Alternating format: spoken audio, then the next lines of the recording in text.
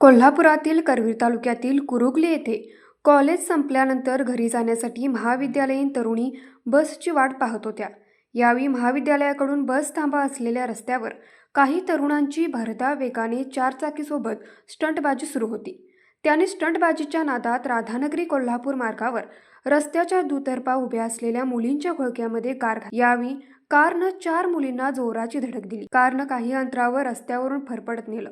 भरधाव कारची धडक बसल्यामुळे राधानगरी तालुक्यातील कौलवची विद्यार्थिनी प्रज्ञा दशरथ कांबळे वय 18 ही गंभीर जखमी झाली। स्थानिकांनी तिच्यासह अन्य 3 महाविद्यालयीन विद्यार्थिनींना रुग्णालयात उपचारासाठी दाखल केलं, मात्र प्रज्ञा कांबळेचा मृत्यू झाला।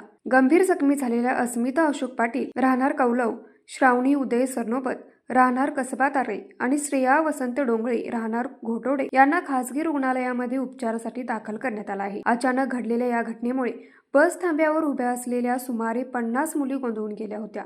स्थानिकांनी धडक देऊन अपघात करणाऱ्या कारचा पाठलाग केला, मात्र ठिपकुर्ली फाट्यानजीक कारमधील 4 तरुणांपैकी दोघांनी पळ काढला। करवीर पोलिसांनी घटनास्थळी पोहोचून पंचनामा केला आहे।